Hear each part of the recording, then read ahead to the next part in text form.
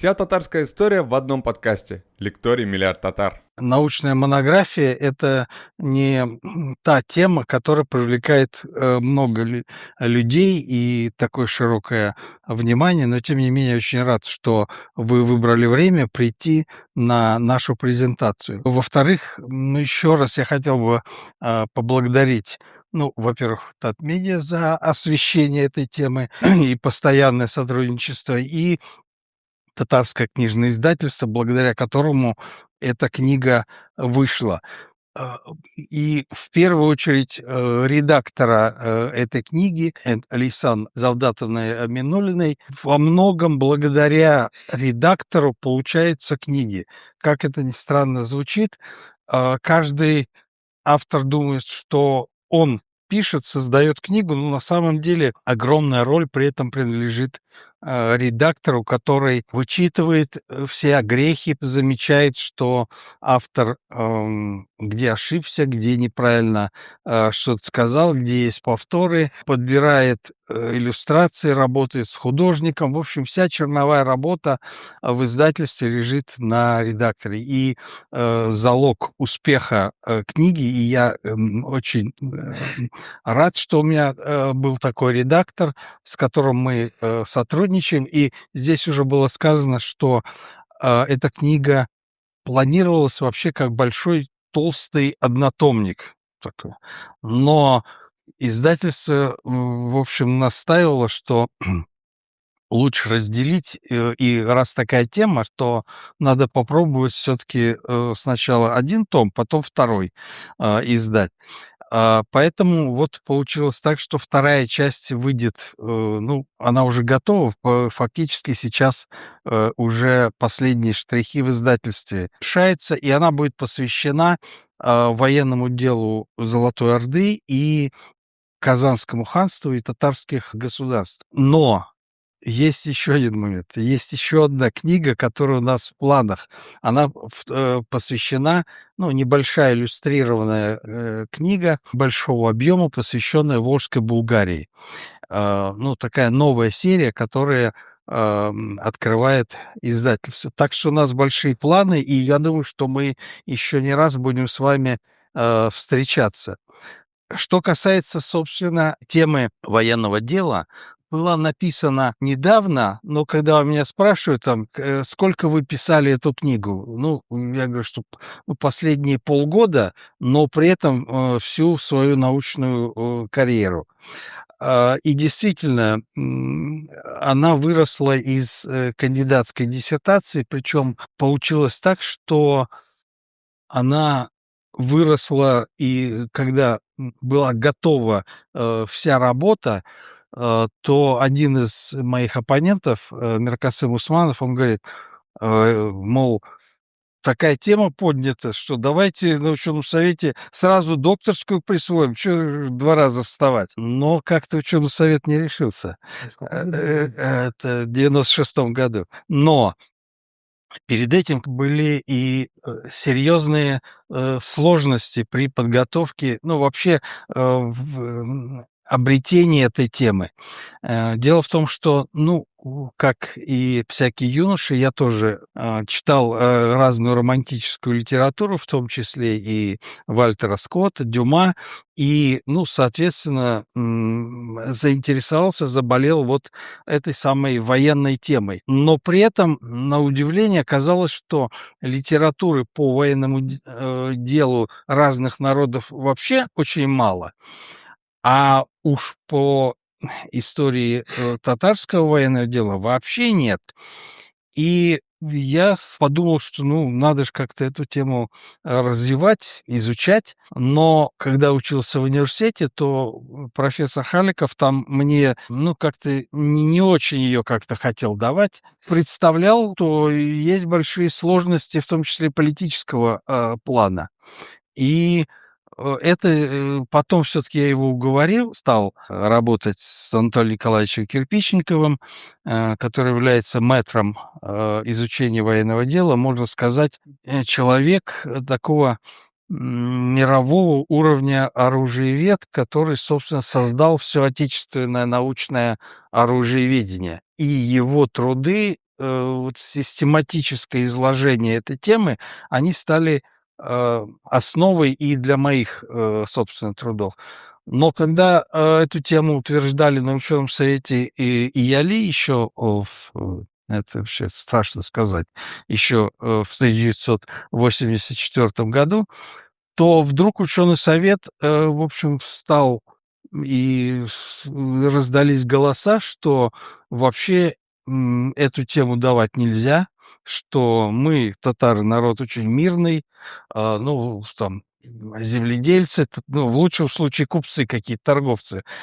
А вот военным делом никто никогда не занимался. И вообще мы мирный народ, не надо из нас делать, значит, каких-то милитаристов. И я думаю, что это своеобразный отголосок того, что в общественном сознании такая укоренилась связь между завоеваниями Чингисхана татарами, ну и с тем, что война и вот эти все военные завоевания — это вообще дикое варварство. И, соответственно, ну, мы же не можем поддерживать это самое варварство. Ну, а с другой стороны, борьба Советского Союза за мир против милитаризма — это тоже вот наложило отпечаток на общественное сознание и восприятие темы военного дела. Хотя я еще раз подчеркиваю, что между изучением военного дела и милитаризмом нет никакой связи. Наоборот, изучение военного дела — это не значит потакание и движение в сторону милитаризма, а это как раз вполне возможно показывает, насколько вообще война специфическое дело, и оно не является такой реальной повседневностью. Но сейчас понятно, что совершенно другие у нас приоритеты, и эта тема, мне кажется, ну, опять возвращается, изучается и довольно актуальна. Когда мы говорим о военном деле, что общего и что особенного, то одним из таких открытий стало выявление такой удивительной связи между военным делом Волжской Булгарии и военным делом Северной Европы, и в том числе с викингами. У нас в коллекции Национального музея открылись два замечательных меча, которые с помощью Анатолия Николаевича Кирпичника удалось расчистить, которые дали надпись «Ульсберт». Это указывает на среднегерманскую каролинскую мастерскую. Причем вот если здесь вот можно видеть на рисунке, надпись ограждают так называемые костыльные кресты, а вот на этой надписи эта самая буква «Т» последняя вынесена за костыльный крест. Ну, долгое время считалось, что это какая-то ошибка, ну, как бы мастер делал клейма, а потом вдруг, вот, оказывается, пропустил букву, и он ее вырезал, значит, за пределами вот этих самых костыльных крестов. Костыльные кресты ограждает, ну, то есть саму надпись, вот видно кресты, да, сверху. Ага. Да-да. Лица кресты. Вот. Да-да, то есть тоже. да-да-да, то есть она, то есть кресты — это, ну, как и всякая надпись священная, должна быть, ну, ограждена как-то, иначе как бы, ну, надпись расплывается и не имеет ограждения, что ли. То есть это, с одной стороны, сакральное значение имеет, с другой стороны, это, ну, вот как ставили точки, то есть вот предложение и точка. Мгм. То есть раньше же не было такого, то есть писали без, вот, допустим, слово «полку Игоря» написано без всяких знаков препинания. Да. Да, ну, по крайней мере, как записал Мусин Пушкин. Так и здесь. Любое слово, оно как бы расползается, и чтобы вот оно никуда не расползалось, вот, очевидно, делали такие, ну, превращая в священную надпись. А выносной — это скорее всего, это никакая не ошибка, потому что есть сериация, то есть много таких мечей. Даже вот у нас 2 меча, и вот этих, хранящихся в Национальном музее, и на обоих есть эта ошибка. Но это не ошибка, это свидетельство того, что мастер Ульфберт имел потомков, которые хотели создать свою фирму, но при этом сохранить преемственность с известной фирмой. Но это если уместной будет такой вот аналогия, значит, вот есть Adidas, да, германские, значит, обувь, кроссовки, а есть Abibas, значит, китайская подделка. Но это не подделка, а это в данном случае продолжение традиции. Да, ну такой ребрендинг, согласен, вот правильное слово. И, соответственно, получается, что на территории Волжской Булгарии не просто проникали викинги, о которых, значит, еще упоминает Ибн Фадлан и описывает даже похороны этого самого руса, и есть там большая традиция, в том числе знаменитая картина Семирадского, которая была написана для исторического музея. И просто, что здесь были эти самые викинги и торговали, но, скорее всего, это были наемные дружины, которые служили булгарским правителям. И вот мы видим здесь очень тоже интересные наконечники мечей, которые делались, очевидно, на месте, но по традициям таких мастерских североевропейских. При этом это вот найдено в районе Болгара, а вот это вот маленькое, это из Кузнечихинского городища, но условно называемым Суваром. Так вот, вот эти вот нижние, вот этот сам наконечник меча, он очень характерный, украшен в стиле елинг североевропейском. Мне написал один польский археолог, говорит: я раскопал, значит, 2 погребения, и там вот точно такие же, как у вас. Прям вот один в один, как будто их прям отливали в одной мастерской. То есть связи с Северной Европой были постоянными, активными, и это не какое-то разовое, а были регулярные движения вот этих самых викингов. Ну и здесь вот мы как раз показываем, что в чем интересный вот этот самый мечи, в частности, вот этот самый первый с ячейками, да, это очень дорогой, ценный, украшенный, значит, серебряной и золотой плакировкой рукоять этого самого меча, и она довольно поздняя. Но в Северной Европе они прекращают хождение уже, судя по всему, в середине X века, а у нас, скорее всего, продолжает. Ну, то есть люди приехали сюда и здесь жили, использовали эти мечи, ну, фактически до своей смерти. Этих мечей, судя по клеймам, ковали, конечно, в каролинских мастерских. А у Булгар были свои мечи? Нет, своих мечей не было. Булгары использовали, вот это как раз интересно, что такой симбиоз. Дело в том, что, конечно, булгары использовали традиционное оружие, где сабля была главным клинковым оружием. То есть то, что использовались одновременно мечи, это свидетельство того, что были, ну, гвардейцы, какая-то часть гвардии правителя, очевидно, из вот этих самых викингов. Но это похоже на то, что такие же дружины служили при дворе. Да, совершенно в Веринге, да. И даже в Айя Софи на хорах, значит, там есть на перилах, значит, один из этих верингов выцарапал свое имя Хальфдан. Значит, ну, охраняли, когда император, значит, или там коронация, или какое-то богослужение, они стояли, охранники, значит, на хорах, ну и от нечего делать он ковырял, значит, и рунами, значит, свое имя выковырял.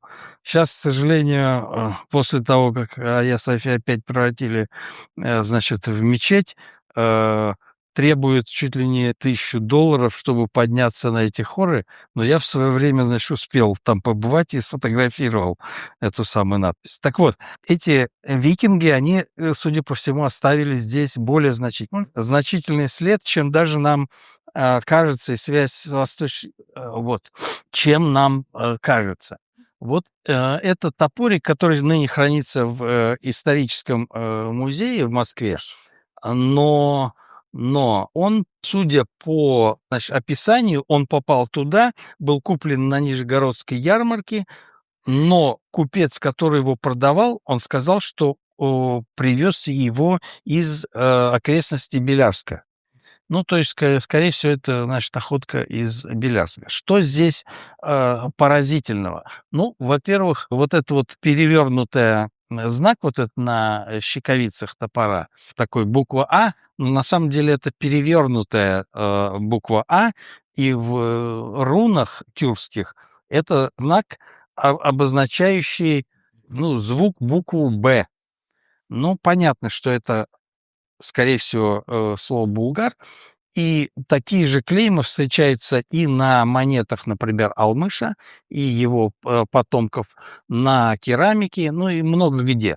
То есть это знак правителей булгарских. То есть это очень дорогой топор, то же самое плакирован, стальной топор, плакированный золотом и серебром, и со знаком, собственно, алмушидов, то есть правителей Булгарии. Но дальше мы смотрим на самом лезвии. Это никакой не булгарский сюжет. Вообще это, если мы посмотрим, ну, во-первых, североевропейский стиль тут ни с чем не спутаешь. И более того, вот этот самый дракон, который тоже подражает как бы букве, вот этот сам перевернутый, да, это передает легенду о северогерманского эпоса о Сигурде, который убивает дракона. Ну, там видно, вот дракон пронзает меч. Тут, в общем, настоящий такой сюжет, иллюстрация. Ну, и здесь две птицы.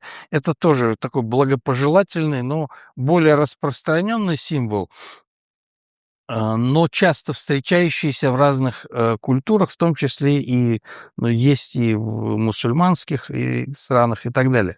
То есть получается, что этот топорик, скорее всего, сделан на территории Волжской Булгарии и является таким симбиозом культур, значит, Северной Европы и, значит, булгарских правителей. Вооружение Волжской Булгарии было довольно стратифицировано в социальном плане. То есть ведущую роль, конечно, играло вооружение тяжеловооруженного всадника-воина. Они составляли довольно малую часть всего войска, ну, скорее всего, не более 10%. Но при этом именно вот эта самая тяжеловооруженная конница была основой войска. Ну, а остальные были вооружены в основном, конечно, луками. В частности, вот есть и такие вот булавы и кистени, которые были предназначены для пролома брони. Следовательно, они воевали с противниками, которые были вооружены, ну, полным доспехом, в том числе пластинчатым. Ну и здесь мы видим, собственно, вот реконструкцию вот этих самых воинов. Причем это рисунок, прорисовка с серебряного блюда, которое найдено в приполярном Урале, но выцарапанная такая надпись на каком-то то ли византийском, то ли в каком-то сельджукском блюде. То есть изображает, скорее всего, конечно, булгарского воина. Ну и у нас есть... Нет, как раз нет. Это из шиловских курганов, это, ну, как ранее булгарские, это как раз вот, собственно, рисунок булгарских воинов. Ну и вот здесь вот мы видим стремя и удила, украшенные тоже золотой фольгой, обернутой вокруг стального стержня. Это, ну, самый конец XII, начало XIII века. То есть это очень дорогой. Вот это самый, когда говорится, что Игорь вложил ногу в злат стремень, так вот это самый золотое стремя, это вот такой вид оно и имело. И то, что здесь оно встречается на территории Волжской Булгарии, свидетельствует, что Волжская Булгария довольно активно взаимодействовала со странами не только Северной Европы, но и Южной Европы, со странами Востока. Но страны Востока мы пока в сторону берем, а вот здесь мы должны отметить, что булгарские лучники, судя по всему, имели довольно не просто сложносоставные, но очень тугие луки, которые позволяли стрелять бронебойными стрелами, и набор бронебойных пробивал броню. В книге есть примеры этих самых наконечников стрел, именно бронебойных. Причем там есть и, ну, дальше скажем. Но для чего использовались вот эти вот запястные пластины? Вот, то есть на рисунке есть. Просто тетива была настолько тугой, когда пускалась и наконечник стрелы летел, то тетива могла поранить руку. Для того, чтобы эту самую предотвратить травму, одевали вот эту самую своеобразную как раз запястную пластину. Причем это тоже серебряная запястная пластина, найденная в приполярном Урале. Ну, серебро вообще довольно часто отправлялось в обмен на меха, и там эти самые изделия, они не использовались по назначению, а складывались в святилища, то есть посвященные пермским и, ну, хантийским богам. В результате... Сказал, что мечи поставляли народам тьмы, это северное море, они их использовали как гарпуны. Это правда или нет? Нет. Ну, они использовали их не как мечи, конечно. Это просто, говорят, в качестве гарпунов. Ну, как можно меч использовать в качестве гарпуна? Ну, это, как сказать, они знали, что это престижное оружие. Как его использовать, они не знали. Ну, потому что, ну, с саблей там ничего на охоту не пойдешь, друг друга рубить саблями тоже надо навыки. Поэтому они, скорее всего, то же самое складывали. Есть специальные огромные клады в святилищах. Но если гарпун, то есть его надо еще разрезать, разрубить, а такой техники у них не было.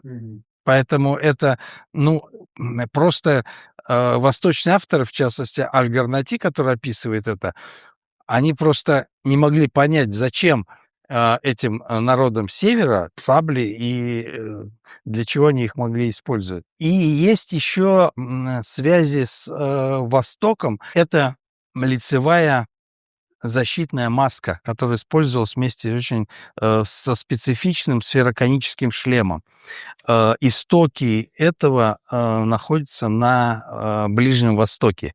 И есть очень интересное свидетельство одного из авторов, который описывает, значит, ну, он жил во времена XII веке, во времена крестовых походов, воевал, значит, с крестоносцами и написал, ну, записки о своих встречах с крестоносцами, о дружбе с Салахаддином. В частности, он описывает, что во время одной из схваток с крестоносцами один из рыцарей ударил его отца в голову копьем. И если бы не боевая маска, то он бы погиб. Вот мы здесь видим как раз вот эту самую боевую маску. Причем то, что она боевая, вот нос у нее расколот, но здесь не видно, что с обратной стороны она была заделана. То есть маска была, ну, очень дорогим, очень престижным и, ну, хорошей защитой, что так просто никто его не выбрасывал, а использовали уже и чинили, старались, ну, сохранить потому что очень надежная, хорошая защита. Но это тоже как раз свидетельство того, что Волжская Булгария довольно активно взаимодействовала с разными регионами, в том числе и с мусульманским Востоком, откуда как раз, собственно, эти маски, это как раз из шиловских курганов, это накладки на седло, где, ну, изображаются, собственно, тяжеловооруженные всадники с флагами на копьях. Следующий. А были у волжских булгар знамена, насколько Вот знаю. же, вот Да, вернемся. они были такими, ну, ортодоксальными мусульманами, насколько известно. Ни погребения, ничего. Изображают какие-то животные символы на знаменах. Я думаю, Нет, ну, как минимум, никаких какая геральдика была. Геральдика, ну, судя по всему, это были просто суры Корана. То есть никакой такой животной геральдики, скорее всего, не было. Хотя для поясных наборов изображения животных вполне использовались. То есть тактика значит, есть еще одна особенность, которая отличает, значит, военное дело волжских булгар. Это тактика обороны. Дело в том, что в средние века довольно сложно развивалась, ну, тактика захвата крепостей. То есть фактически и в Западной Европе, и в Восточной Европе, ну, даже в Древней Руси фактически мы не знаем ни одной осады, которая бы увенчалась успехом. Ну и вообще, сражаясь между собой, князья захватывали города, ну, или им открывали ворота, или, ну, они внезапно захватывали какой-то город, но никогда не осаждали, потому что не было способа осаждать. Первый раз, когда, ну, такое крупное наступление русских войск Владимира Суздальского княжества на Волжскую Булгарию произошло в 1183 году, они дошли до Беляра, здесь столкнулись с обороной города, и, в частности, один из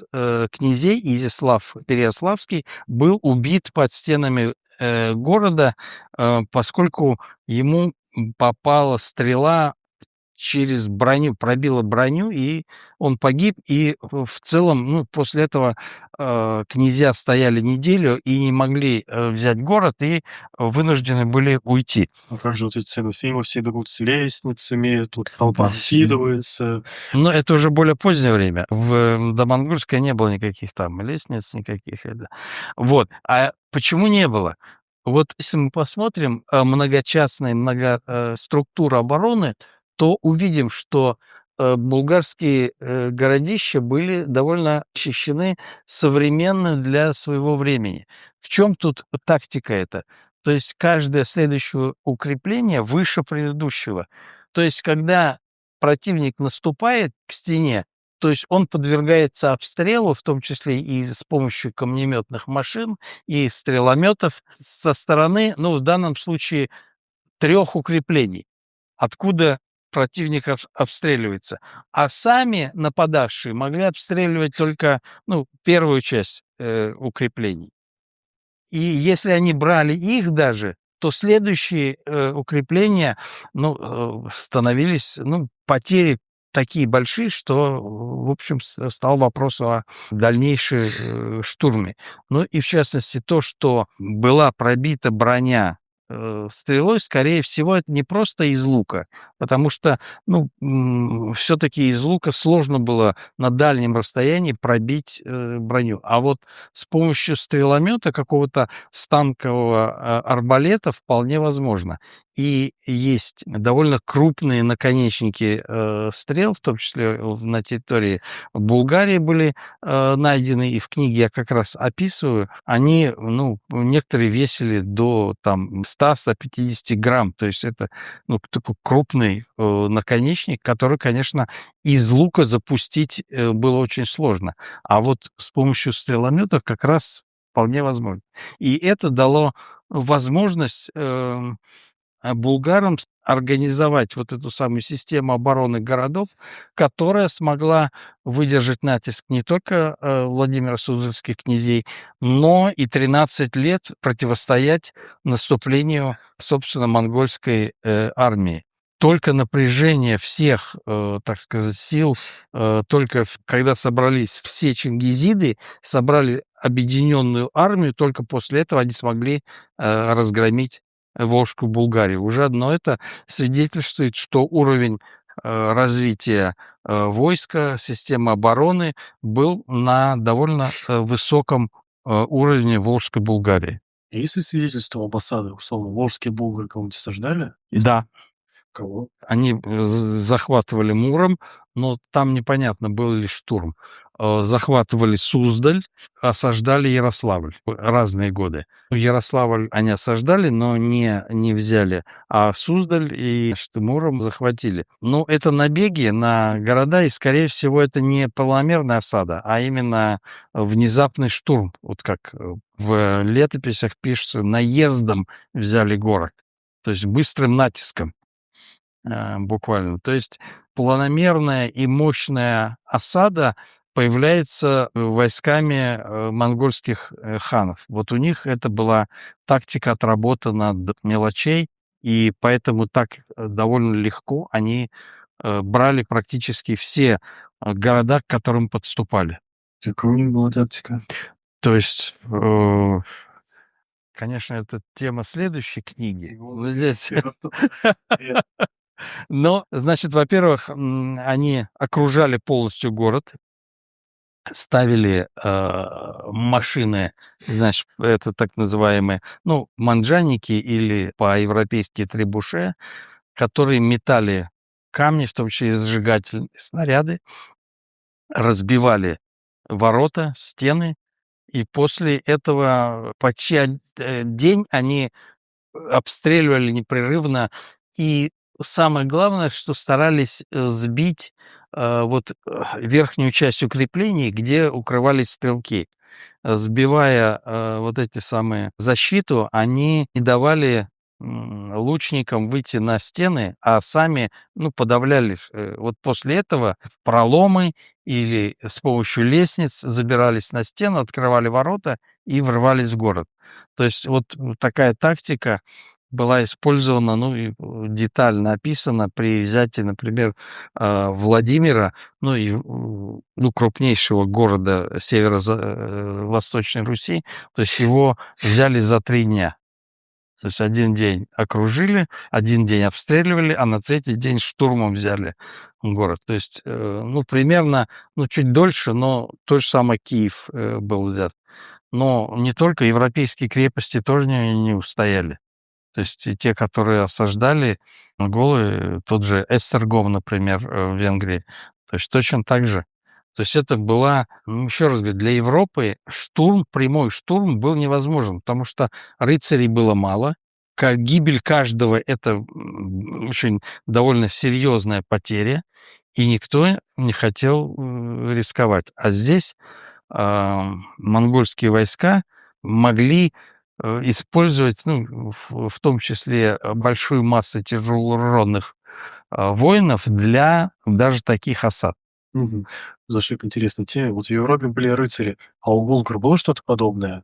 Ну Это вот мы, сословие? да, предыдущие вот можем посмотреть. Вот это, собственно, и есть, ну, предыдущие, да, это такая. Вот, собственно говоря, и есть рыцарство. Оно, еще раз говорю, составляло... Был даже специальный термин, судя по эпиграфическим материалам, йори, ну, это от общетюркского чура, чури, то есть воин. Это определенно означал вот эту самую сословие воинов. Как и во всех странах средневековой Евразии, ну, около 10% именно они составляли. Но еще раз говорю, рыцарство, хотя его было очень мало, но именно оно, ну, это профессиональные воины, которые ничем не занимались в жизни, кроме как готовились к войне, сражались, тренировались с детства до, ну, смерти. Цена оружия, вот почему сабля в 13-14 веке вытеснила, ну, например, на Руси меч. Ну, а в Западной Европе мечи видоизменились и стали более тонкими, узкими, более легкими. Только когда появились уже в 15-16 веке готические доспехи, вот появились такие двуручные мечи, чтобы их пробивать. Или наоборот, шпаги, которые можно было проткнуть между деталей доспеха. Да, да. Поэтому здесь речь идет о том, что когда несколько часов идет битва, то воины просто физически уставали. То есть физически уставали. То есть мы говорим, что хотя они тренировались всю жизнь, но тяжелым мечом несколько часов махать — это, в общем, серьезная работа.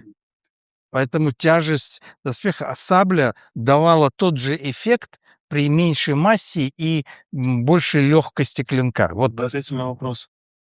А как вообще происходил бой? Нас массовая культура приучила, что мечом бьют по голове, вот прям плашмя, оружие не жалеют, удары не попадают. Но если заглянуть в источники, как будто бы это такая дуэль, где каждый бережет оружие, пытается затыкать друг друга мечом. Вот как рыцарские реконструкции, что они не вот так друг друга рубят, а вот выставляют так и пытаются проткнуть. Что А, правда, что ложь?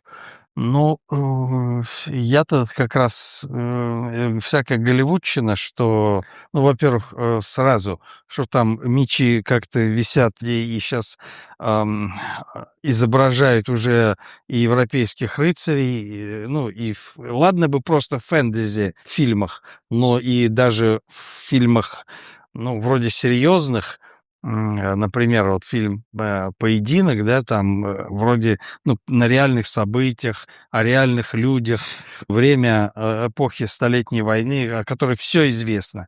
И доспехи это, но Голливуд, конечно, снимает так, что мама не горюй, там оружиеведы плачут, когда смотрят на это. Ну, и точно так же, как лупят друг другу мечами.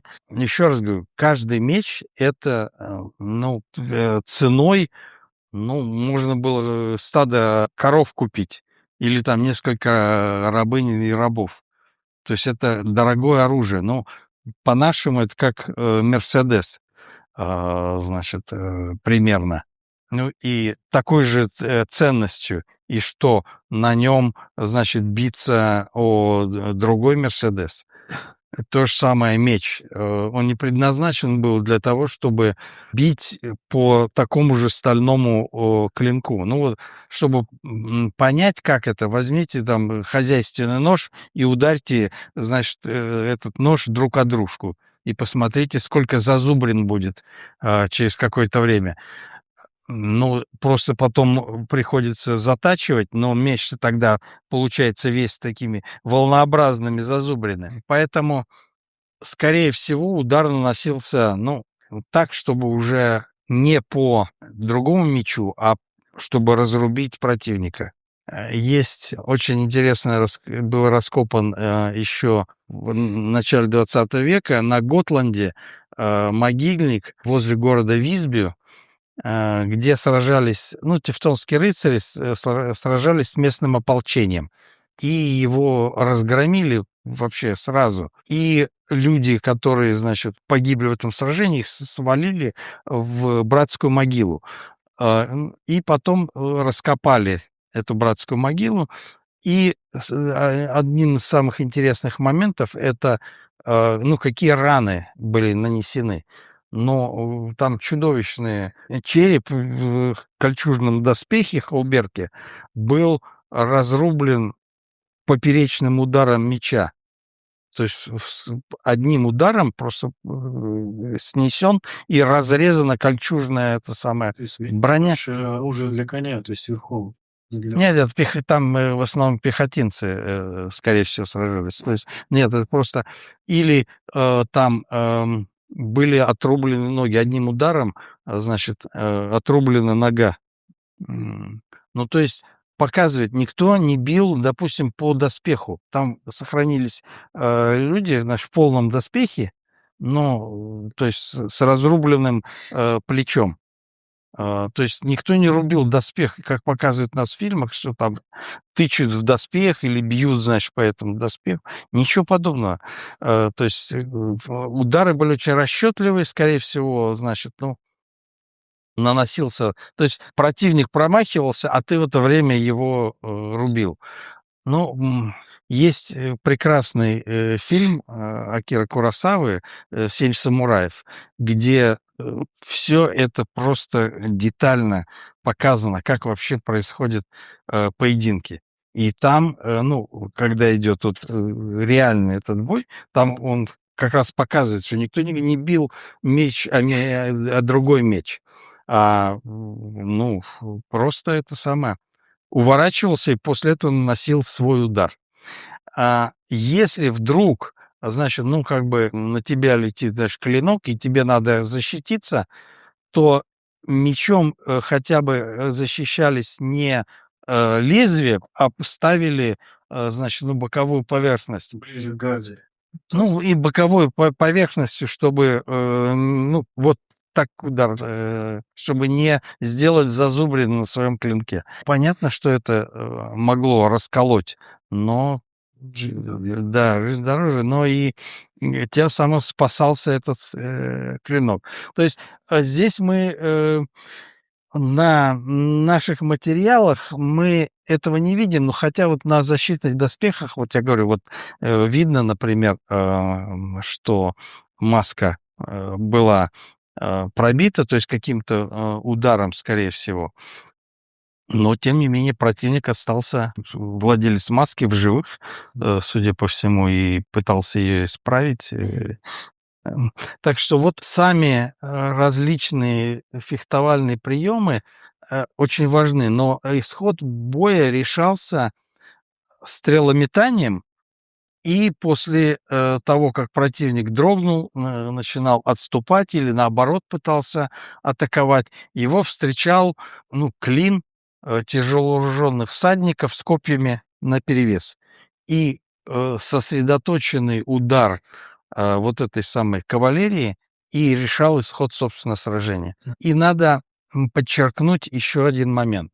Вот когда мы говорим о тяжеловооруженном булгарском воине, ближайшие аналогии таким воинам были только в Древней Руси. Ни у кого из народов Восточной Европы больше такого вооружения, набора вооружения. Не отдельных, допустим, там сабля, лук, пика, а именно полный набор. Ни у кого не было. Ни у Древней Мордвы, ни у кипчаков, ни у предков удмуртов и коми комплексного вот такого вооружения не было. Именно вот в этой комплексности и есть отличие феодальных армий, которыми были Древняя Русь и Волжская Булгария, от всех окружающих народов.